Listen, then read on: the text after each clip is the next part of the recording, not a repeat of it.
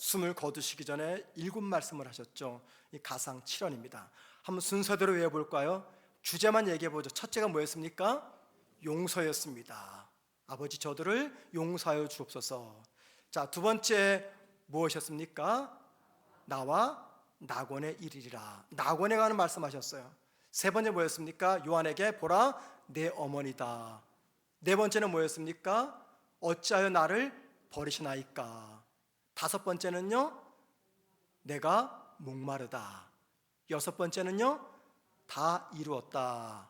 오늘은 이제 마지막 말씀으로 주님께서 하나님께 이렇게 기도합니다. 아버지, 내 영혼을 아버지 손에 부탁합니다. 아버지 손에 부탁합니다 라는 말씀입니다. 오늘 본문은요, 예수님의 생명이 끊어지는 순간입니다. 예수님은 십자가에서 숨을 거두시면서 전능하신 하나님의 손, 사랑이 그지없으신 하나님의 손에 자신의 영혼을 의탁하셨습니다. 자, 주님이 십자가에서 남기신 이 마지막 말씀을 통해서 우리는 오늘 죽음에 관해서 좀 생각해 보려고 합니다. 주님의 이 마지막 말씀을 통해서 죽음이 무엇인지를 우리가 좀 성경적으로 또 신앙적으로 생각해 볼 수가 있습니다. 여러분, 죽음이란 무엇입니까? 죽음이란 한마디로 말하면 내 손으로 어찌 할 수 없는 것, 이게 죽음입니다. 여러분의 힘과 능력으로 여러분의 생명의 길이를 마음대로 조정할 수가 있으십니까? 그 누구도 할 수가 없습니다. 제가 몇 주 전에 말씀드렸지만 타임지에서 그런 표지로 기사를 실었어요. 2045년이 되면 인간은 죽지 않는다. 인간의 이 과학의 발달로 인해서 1년마다 인간의 생명은 매해마다 1년씩 증가한다. 이런 기사입니다. 그런데 여러분, 이게 얼마나 교만한 이야기입니까? 죽음이란 내 손으로 어찌할 수 없는 겁니다. 죽지 않겠다고 아무리 발버둥을 쳐도 피할 수 없는 게 죽음입니다. 죽지 않겠다고 눈을 크게 부릅떠도 감을 수밖에 없는 게 죽음입니다. 죽지 않겠다고 손을 움켜잡아도 죽는 순간에 손을 펴게 됩니다. 이게 죽음입니다. 그리고 성도의 죽음은 그의 영혼을 하나님의 손에 맡기는 겁니다. 성도의 죽음이 뭐라고요? 하나님의 손에 나의 영혼을 맡기는 겁니다. 어떻게 할 수 있습니까? 오늘 주님의 마지막 십자가 말씀을 통해서 알 수 있습니다. 헨리 나우엔이라는 사람이 있습니다. 이 사람이 쓴 책 중에 예수님을 생각나게 하는 사람이라는 제목의 책에서 이런 글이 실려 있습니다. 여러분, 공중공예사 아시죠? 공중공예사. 그네를 타고 높이 점프해서 멋진 포물선을 그리며 하늘 높이 날아오르는 사람, 이게 공중공예사입니다. 자, 맞은편에서는 누가 있습니까? 맞은편에는요, 캐쳐가 있어요. 이 공중공예사를 붙잡는 사람. 맞은편에서는요, 하늘 높이 올라간 이 공중공예사를 붙잡기 위해서 캐쳐가 두 눈 부릅뜨고 공중에 높이 올라간 이 고개사를 바라봅니다. 아래에서는요, 그 장면을 지켜보는 많은 사람들은 혹시라도 두 사람이 손을 잡지 못하면 어떻게 하나, 또는 손을 잡았다가 그만 실수로 놓치면 어떻게 하나, 이런 조바심의 마음을 가지고 지켜봅니다. 헨리 나우엔이 이 공연이 다 끝난 다음에 나중에 두 사람에게 이렇게 물어보았어요. 공중에서 캐쳐가 어떻게 날아오르는 고개사의 손을 잡을 수 있습니까? 물었어요. 그랬더니 이 공중 고개사가 대답하기를 그냥 두 팔을 내밀어서 캐쳐가 잡아줄 때까지 기다리면 됩니다 라고 답을 했어요. 자, 헨리 나우엔이 또 묻습니다. 그럼 공중 고개사는 하늘에서 아무것도 하지 않느냐라고 물었어요. 자, 그러자 고개사가 이렇게 대답합니다. 아무것도 하지 않습니다. 그네를 타고 공중을 나는 사람이 할 수 있는 최악의 일이란 자기가 캐쳐의 손을 잡으려고 하는 것입니다 라고 이야기했어요. 이게 무슨 말인지 이해되시죠? 그냥 손을 내밀고 가만히 있는 게 최선입니다. 그러면 캐쳐가 와서 그 손을 붙잡는 거죠. 고개사가 자기가 캐치의 손을 잡기 위해서 손을 내밀고 시도하는 게, 이게 고개사가 하는 최악의 일이라고 합니다. 여러분, 공중을 나는 고개사가 할 수 있는 최선이란 다른 거 아닙니다. 손을 내민 다음에 캐쳐가 자기 손을 잡아줄 때까지 가만히 기다리고 있는 것입니다. 자, 여러분, 이때 이 고개사에게 필요한 게 무엇일까요? 무엇이 필요합니까? 캐쳐를 향한 신뢰입니다. 캐쳐에 대한 믿음입니다. 자, 보세요. 주님이 숨을 거두시면서 자신의 영혼을 하나님 아버지께 부탁하신 것, 이게 무엇이 전제된 겁니까? 하나님을 향한 신뢰, 하나님을 향한 믿음이 전제된 겁니다.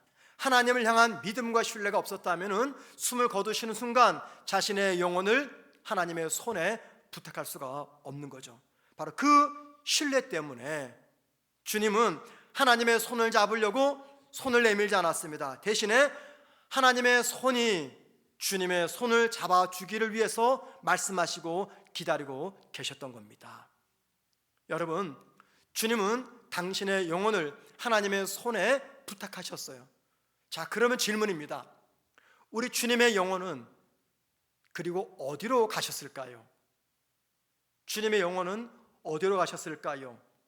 주님의 영혼은요, 천국에 있는 하나님께로 가셨습니다. 그곳에서 뭐 하셨을까요? 곧 도착할 강도를 만날 준비를 하고 계셨습니다. 거기서 3일 후 부활의 날에 자신의 몸과 연합할 준비를 하셨습니다. 여러분, 이게 굉장히 중요한 말씀입니다. 이게 굉장히 중요해요. 주님의 이 모습은요, 미래의 저와 여러분의 모습이 어떠할지를 알려주는 말씀이에요. 우리 장로교를 가리켜서 개혁주의라고 말합니다. 왜 개혁주의냐? 왜 개혁주의냐? 하나님 말씀으로 매일매일 우리의 삶이 개혁되어야 되기 때문입니다. 우리를 개혁주의라고 말해요. 우리 개혁주의의 종말론이 있습니다. 성도가 죽으면은요, 육체는 흙으로 돌아갑니다. 그럼 우리의 영혼은 어디로 갈까요? 천국이 아닙니다. 낙원으로 갑니다. 낙원으로 가 있다가 우리 주님께서 재림하시는 날 흙으로 돌아간 우리의 육체가 부활합니다. 그리고 그때 낙원에 가 있었던 영혼과 함께 연합을 합니다. 그러면 영과 육이 다시 부활하는 거죠. 그리고 어떻게 할까요? 천국으로 들어갑니다. 이게 우리 개혁주의가 가지고 있는 종말론입니다. 그런데 여러분, 이 성도의 종말에 관한 이 이야기를 내 영혼을 아버지 손에 맡깁니다 라고 말씀하시는 주님의 이 말씀을 통해서 찾아볼 수가 있고 확인할 수가 있다, 그 말입니다. 이 말은 우리의 종말에 관한 모습을 주인이 앞서서 주님이 보여주셨다, 그 이야기예요. 예수님이 자신의 영혼을 하나님께 맡기는 이 마지막 말씀은 우리의 영의 눈을 열어서 하나님 나라가 있음을 보게 합니다. 또한 흙으로 돌아간 우리의 육체가 영혼과 연합하게 될 것을 보여줍니다. 사람이 죽으면 그것으로 끝이 아니고 영혼이 있고 영원한 생명이 있고 천국이 있음을 알려줍니다. 그리고 중요한 겁니다. 천국이 있으면 반드시 지옥도 있음을 알려줍니다. 이 성도의 종말에 관한 이 모습을 주님이 앞서서 우리에게 보여주신 거예요.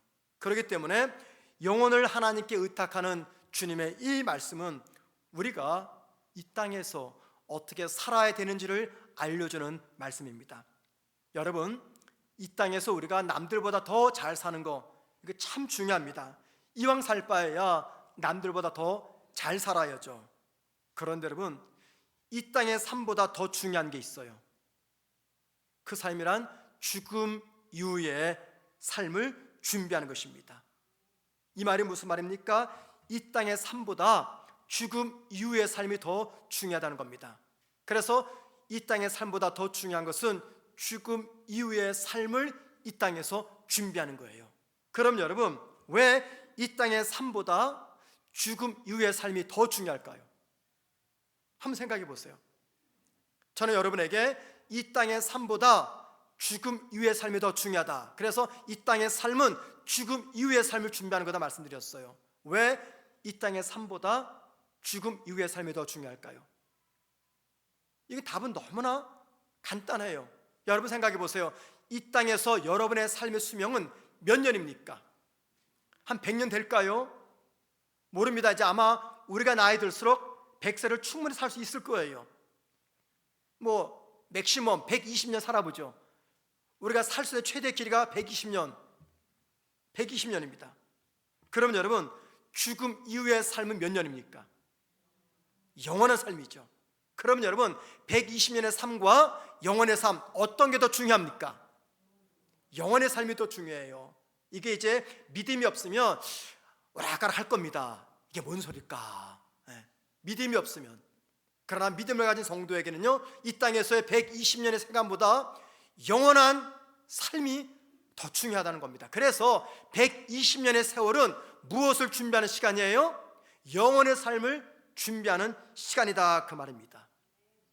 과거 우리 그리스도인들이 전도할 때 꼭 이렇게 말했죠. 예수 믿으면 복 받습니다. 요즘은 이렇게 말하고 전도하지 않아요. 그러나 과거에는 늘 예수 믿으면 복 받습니다, 이렇게 말하고 전도했어요. 그런데 여러분, 기독교의 핵심은요, 예수 믿고 이 땅에서 남들보다 더 잘 사는 게 아닙니다. 물론 신앙생활 잘하면요, 이 땅에서도 복을 받을 수가 있습니다. 왜 그렇습니까? 복의 근원이신 하나님께서 당신을 잘 섬기면 당연히 복을 주시기 때문입니다. 그럼에도 불구하고 신앙생활의 본질은요, 이 땅에서 복 받는 게 아니에요. 이 땅의 복이 정말 중요합니다. 그런데 여러분 생각해 보세요. 만약에 이 땅에 복 받는 것으로 우리의 삶이 끝나버리면 기독교는 세상의 다른 종교와 별반 다를 것이 없습니다. 기독교는 이 땅에서 잘 먹고 잘 살기 위한 종교가 아닙니다. 기독교는요, 잘 죽기 위한 종교입니다. 왜 그렇습니까? 우리 뭘 믿습니까? 죽음 이후에 펼쳐질 영생과 천국을 믿기 때문입니다. 그래서 기독교 신앙은 이 땅에서 잘 먹고 잘 사는 종교가 아니라 잘 죽기를 준비하는 종교라는 겁니다. 주님은 우리가 이 땅에서 잘 먹고 또 편하게 잘 살게 하시려고 인간이 되어서 이 땅에 오셔서 십자가에서 고통스럽게 죽음을 맞이하신 것이 아닙니다. 주님이 이 땅에 오신 목적이 무엇인지 이렇게 말씀하십니다. 요한복음 10장 10절입니다. 우리 다 같이 있습니다. 시작. 도둑이 오는 것은 양으로 생명을 얻게 하고 더 풍성히 얻게 하려는 것이라. 여러분, 이 땅을 살아가는 모든 사람들에게는요, 생명이 있습니다. 생명이 없으면 죽은 거죠. 살아있는 모든 사람들에게는 생명이 있어요. 그런데 여기 요한복음 10장 10절에서 주님이 뭐라고 말씀하십니까? 이 땅 사람들에게 생명을 주기 위해서 오셨다라고 말합니다. 그것도 풍성한 생명을. 좀 이상하지 않습니까? 우리에게 생명이 있는데 생명을 주기 위해서 오셨대. 그러면은 내가 생명이 2개입니까? 또 하나의 생명을 주님이 주시기 때문에. 아니, 풍성히 주신다고 했는데 내 생명이 10개, 100개, 1000개입니까? 주님께서 말씀하시는 이 생명, 어떤 생명을 말합니까? 영원한 생명을 말합니다. 영원한 생명. 하나님과의 연합을 통해서 하나님 안에 주시는 영생의 축복을 우리가 누릴 수 있게 해주겠다, 그 말입니다. 주님은 이 목적 때문에 오셨어요. 그리고 이 목적 때문에 십자가에서 죽으신 겁니다. 지혜로운 사람은요, 죽기 전에 죽음을 준비합니다. 죽음을 준비해요. 그래서 주변을 잘 정리합니다. 평소 고마운 사람들에게 감사를 표현합니다. 또는 유언장도 남깁니다. 또 재산도 정리합니다. 만약 여러분에게 재산이 있으시면 반드시 재산 정리하셔야 돼요. 이거 안 하고 돌아가시면 자식들끼리 전쟁 치릅니다. 정말 그렇습니다. 사람들은 죽기 전에 죽음을 준비해요. 그런데 많은 사람들이 죽음 전에 죽음을 준비하면서도 죽음 전에 죽음 이후의 삶은 준비하지 않고 있어요. 주님의 마지막 말씀은요, 우리에게 뭘 가르쳐 줍니까?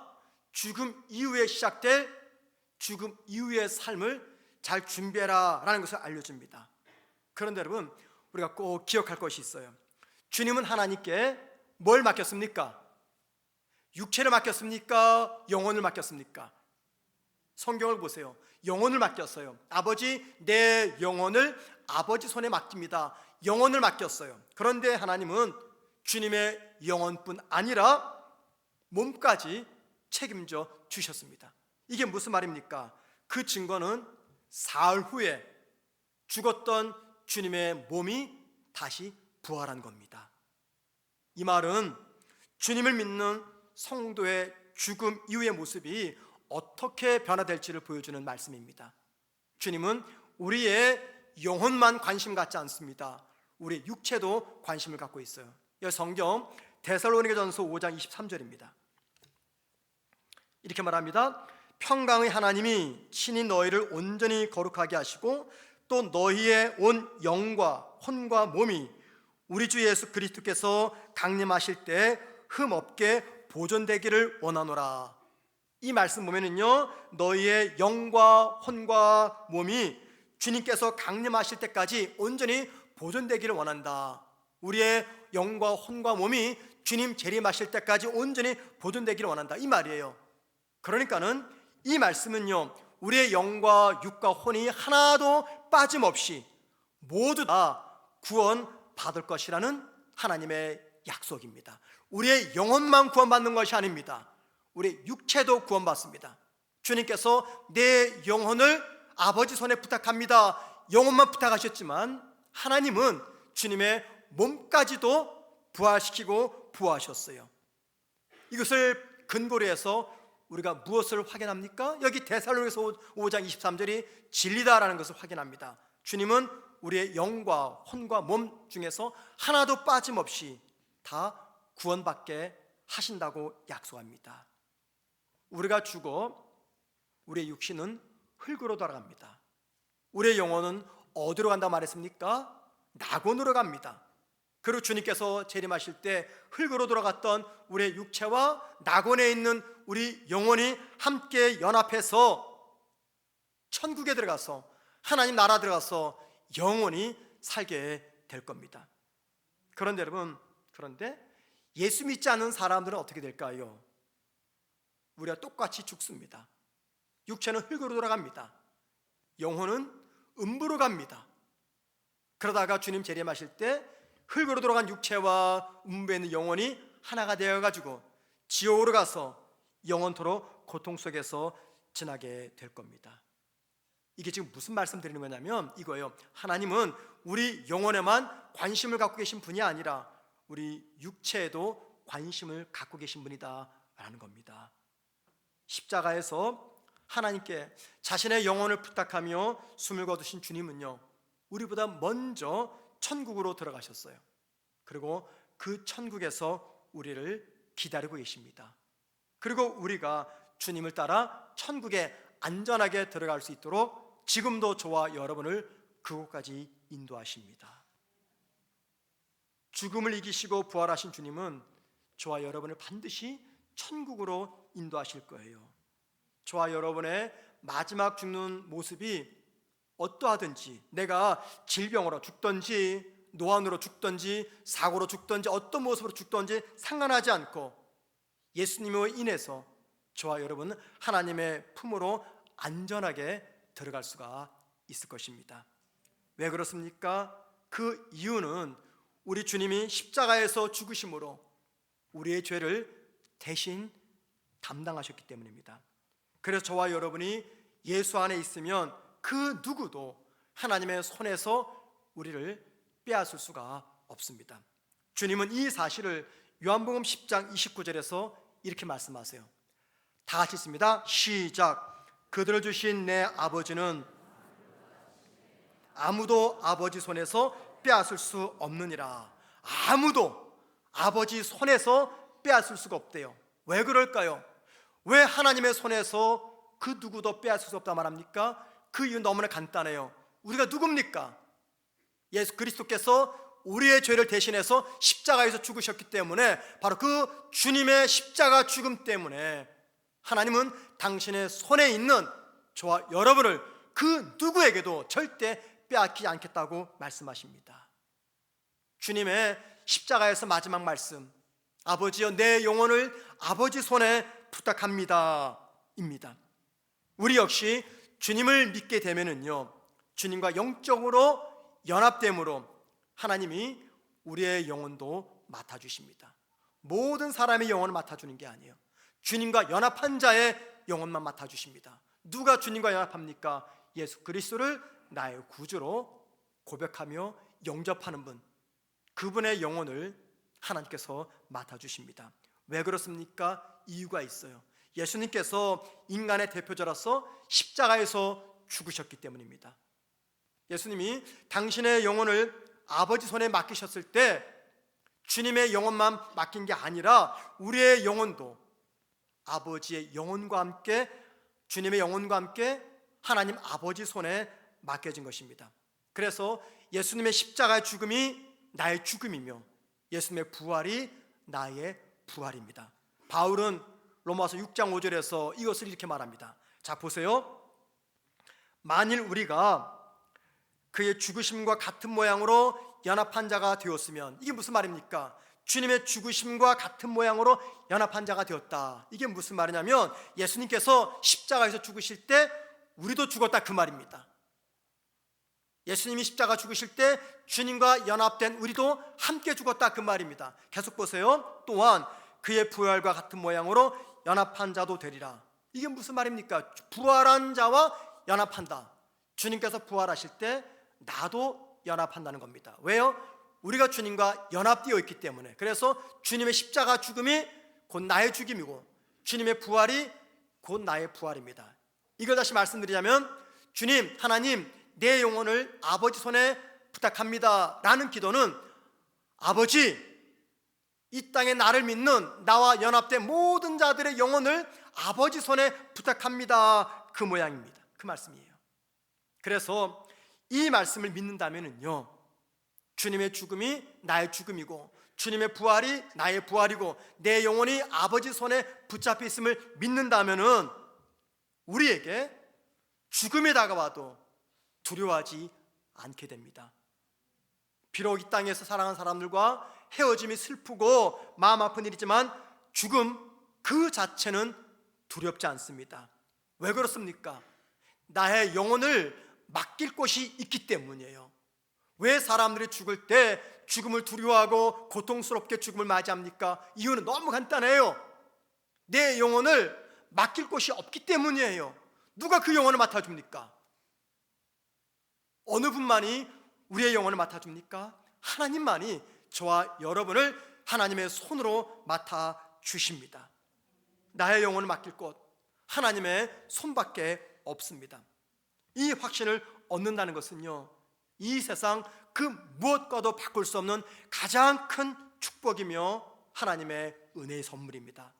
여러분, 내 수중에 아무리 많은 돈이 있다 하더라도 이 확신을 얻을 수 없습니다.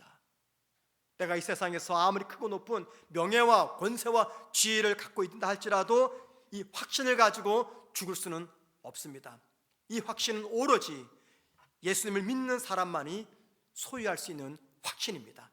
그래서 성도는 이 확신이 있기 때문에 죽음이 다가와도 비록 사랑하는 사람들과 이별은 슬프고 괴롭지만 죽음 그 자체를 두려워하지는 않는 거죠.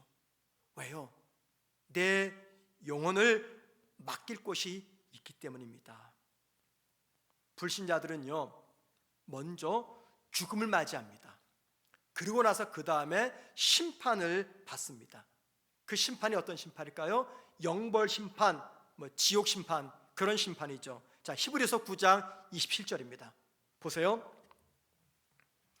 한 번 죽는 것은 사람에게 정하신 것이요, 먼저 죽음이 왔어요. 그죠? 먼저 죽음이 왔어요. 그 다음 보세요. 그 후에는 뭐가 있다고요? 심판이 있겠다. 그런데 여러분, 이 말씀은요, 우리 믿는 성도에게 해당되는 말씀이 아니에요. 믿지 않는 불신자들에게 해당되는 말씀입니다. 왠지 아십니까? 주님을 믿는 성도들은요, 먼저 심판을 받았어요. 저와 여러분은 심판을 받았습니다. 심판을 받고 이제 죽음을 맞이합니다. 불신자와는 반대예요. 왜 우리가 육체의 죽음 후 맞이할 심판에서 면제되었을까요? 죽음 이전에 심판을 받았기 때문입니다. 우리가 언제 심판받았을까요? 우리를 대표해서 우리 주님이 십자가에서 심판을 받으셨잖아요. 그래서 죽으셨잖아요. 그래서 주님의 죽음이 곧 나의 죽음이라고 말씀드렸잖아요. 주님의 부활이 나의 부활이라고 말씀드렸잖아요. 주님은요 십자가에서 죽으셨습니다. 그리고 그 죽음은 저와 여러분의 죽음입니다. 심판이죠. 우리는 주님이 죽으실 때 우리에게 임할 심판을 다신 다 감당했습니다. 이 말이 무슨 말이냐면 주님이 나를 위해서 피레침이 되어주셨다 그 말이에요. 피레침이 뭔지 아십니까? 피레침, 번개가 칠 때 피레치 있으면요 우리가 잘 아는데 벼락이 어디로 떨어집니까? 피레침으로 떨어져요. 여러분 아시죠? 뭐 처음 듣는 것처럼 이렇게 생각하시면 안 됩니다. 피레침이 높이 세워져 있으면 번개가 칠 때 벼락도 떨어지는데 그 벼락이 피레침으로 떨어집니다. 무슨 말이냐면 그 피레침 아래에 있으면요 좀 불안하긴 해도 벼락에 맞아 죽을 일이 없습니다. 그 벼락을 누가 맞기 때문에? 피레침이 맞기 때문에. 예수님은 저와 여러분이 우리의 죄로 인해서 맞아야 될 하나님의 심판의 벼락을 우리 대신에 맞아 주셨어요. 이게 우리에게 임할 심판입니다. 그래서 우리는요 육체의 죽음 후 죄인에게 쏟아질 심판을 면할 수 있게 된 겁니다. 물론 저와 여러분도 죽음 이후에 심판을 받습니다. 근데 그 심판은 영벌의 심판이 아니라 상급의 심판입니다. 상급의 심판, 달란트 비유에서 나오는 상급의 심판을 받게 됩니다. 이게 바로 하나님이 예수를 믿는 성도들에 허락하신 놀라운 축복입니다.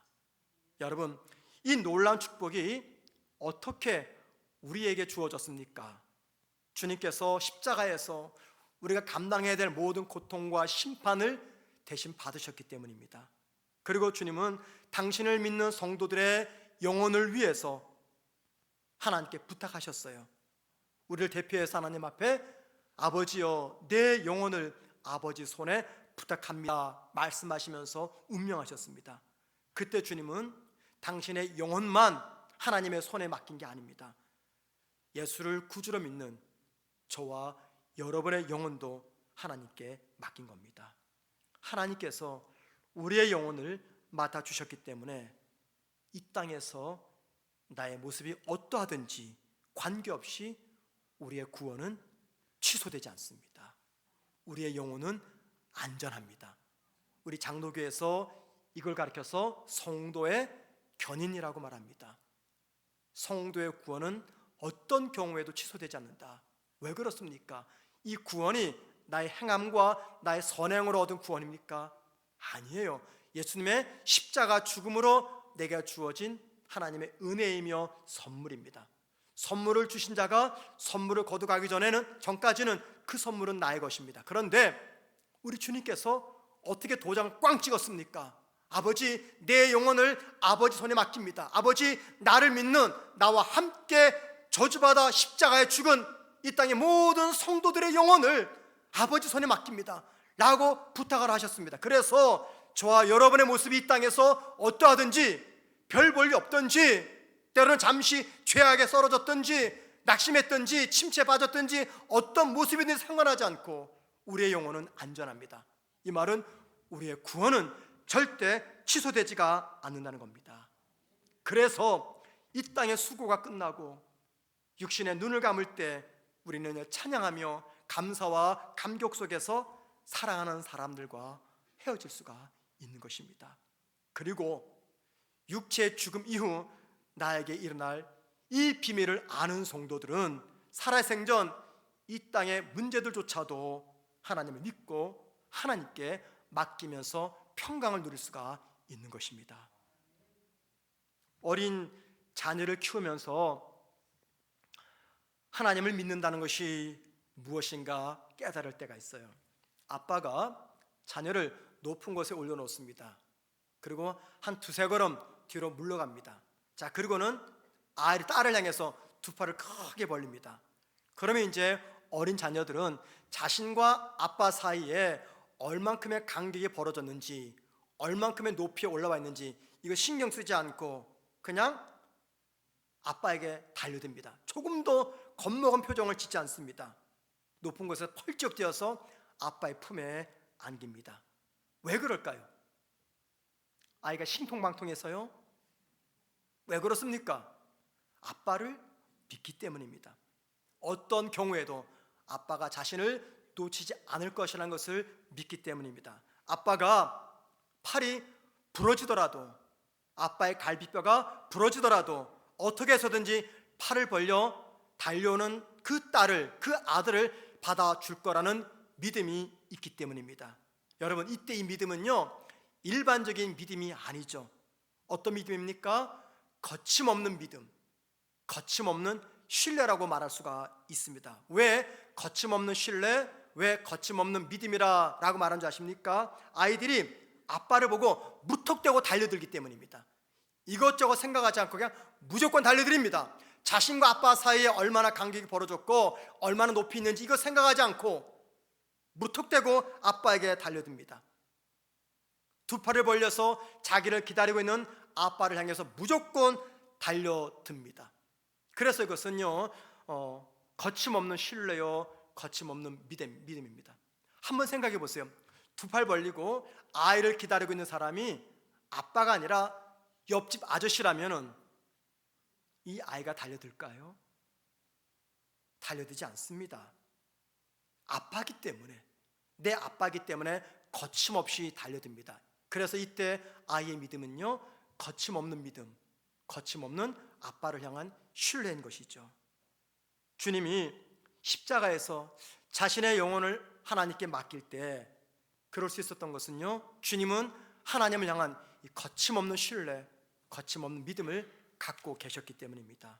그리고 주님은 저와 여러분들에게도 하나님을 향한 이 거침없는 믿음과 거침없는 신뢰를 보이라고 말씀하십니다. 만약 우리가 하나님께 내 영혼을 맡기고 하나님께 거침없는 신뢰, 거침없는 믿음을 보인다면 우리의 삶에서는요, 많은 이 두드러진 특징들이 나타날 겁니다. 수를 셀 수 없는 놀라운 변화의 모습이 나타날 겁니다. 그 중에서 대표적인 거 두 가지가 있습니다. 한번 여러분 스스로 점검해 보세요. 내 영혼을 하나님께 맡기고 하나님을 향한 이 거침없는 믿음으로 하나님께 나아갈 때 나타나는 삶의 두드러진 특징 두 가지. 첫 번째는요, 어떤 상황에서든지 마음의 평안을 잃지 않습니다. 어떤 상황에서든지 마음의 평안을 잃지 않습니다. 두 번째는 하나님께 자신의 영혼을 맡기고 하나님을 향해서 거침없는 믿음을 가진 성도들은요, 날마다 자기 자신을 죽이는 삶을 살아갑니다. 날마다 자신을 죽이는 삶을 살아갑니다. 바울은 주님이 재림하실 때 자신의 육체가 다시 부활할 것을 믿었습니다. 그리고 그 부활을 믿는 믿음 때문에 다음과 같이 고백했어요.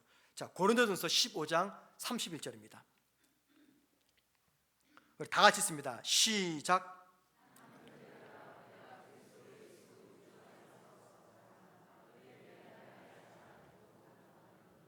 나는 날마다 죽노라.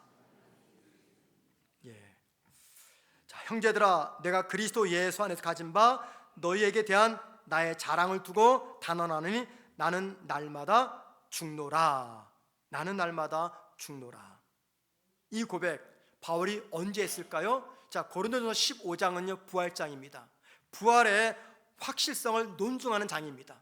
바울은 지금 부활의 확실성을 논증하는 그 자리에서 뭐라고 고백합니까? 나는 날마다 죽노라 라고 말합니다. 그러니까는 바울이 날마다 죽을 수 있었던 이유는요, 이 땅에서의 자기 삶뿐 아니라 죽음 이후의 삶까지도 책임지시고 보호하시는 하나님을 믿었기 때문입니다. 하나님을 향한 믿음 때문에 바울은 날마다 자기 자신을 부인하고 자기 십자가를 지고 자신을 죽인다고 고백한 겁니다. 예수님은 십자가에 달려 고통을 겪다가 돌아가셨습니다. 그리고 주님의 십자가 죽음 덕분에 우리가 죄의 저주와 심판에서 구원받았습니다. 주님 때문에 죄의 저주와 심판에 살아난 우리는요, 이 땅에서 주님과 함께 날마다 죽는 여정을 시작해야 됩니다.